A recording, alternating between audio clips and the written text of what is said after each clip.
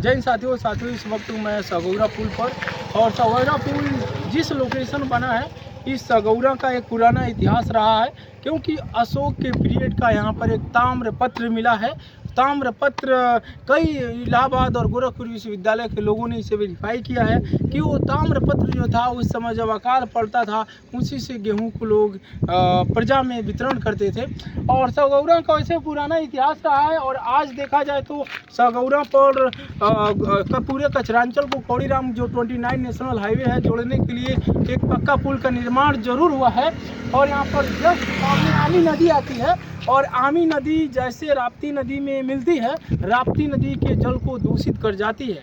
और आमी नदी जो होती है गोरखपुर साइड से आती है, और पूरे शहर के कचड़े को लेते हुए जब आमी नदी राप्ती में मिलती है तो राप्ती नदी के आसपास आने वाले गांवों के लिए ये पशु होते हैं उनके लिए जल को दूषित कर जाती है, जिससे नाना प्रकार की बीमारियों का वो शिकार हो जाते हैं। राप्ती नदी वैसे तो जब ये स्वच्छ हुआ करती थी तो उस वक्त राप्ती नदी के आसपास आने वाले गांवों के लिए एक जीवन रेखा का काम करती थी। और पहले लोग बताते थे कि इसी राप्ती नदी के जल को लोग पीते थे, खाना भोजन में भी लोग यूज करते थे जब ये हैंड पंप का व्यवस्था नहीं था। और आज देखा जाए तो आज के समय में घरों घर हैंड पंप है, आरओ का मशीन है, आरओ लोग बैठाए हैं, लेकिन आज राप्ती नदी दूषित है, अपने कह सकते हैं संकटग्रस्त है। आमी नदी का अस्तित्व इस वक्त खतरे में है, क्योंकि आमी नदी का जो अस्तित्व है वो काफ़ी खतरे में है।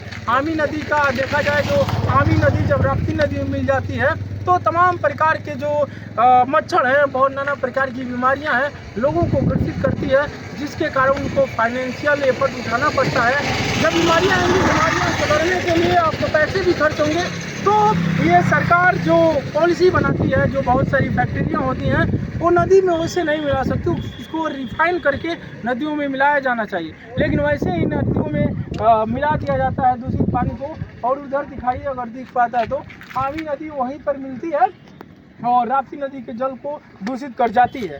और ये भारत जानते हैं नदी वाला देश है, यहाँ पर नदियों का जाल बिछा हुआ है, और भारत में प्राचीन काल से लोग नदियों का जल ही पीते थे, अपने खान पीन में यूज करते थे। लेकिन जैसे जैसे समय बदलता गया, लोग समय के साथ बदलते गए, क्योंकि समय की मांग है परिवर्तन। क्योंकि आज देखेंगे जब जो नदियों का जल पीते थे, अब कुआं आया, फिर कुआं के बाद हैंडपम्प आया, फिर हैंडपम्प के बाद आप देखेंगे लोग बोतल पैक पानी पीने लगे हैं। पता नहीं और अस्तित्व कहाँ जाएगा, क्योंकि ग्लोबल वार्मिंग की समस्याएं धीरे धीरे बढ़ रही है, समुद्रों का जलस्तर ऊपर जा रहा है, तो जो द्वीपीय देश उनके लिए संकट है। और ये नदियों से, आसपास के इन्वायरमेंट से हमें बहुत सीखने की आवश्यकता है, क्योंकि अगर हमारा इन्वायरमेंट सही रहेगा, ग्लोबल वार्मिंग सही रहेगा, तभी हम आने वाले पीढ़ियों के लिए इस पृथ्वी को सेव कर पाएंगे। नहीं तो ऐसे पृथ्वी का अस्तित्व, नदी का ही नहीं पूरे पृथ्वी का अस्तित्व मिट जाएगा। जय हिंद, जय भारत।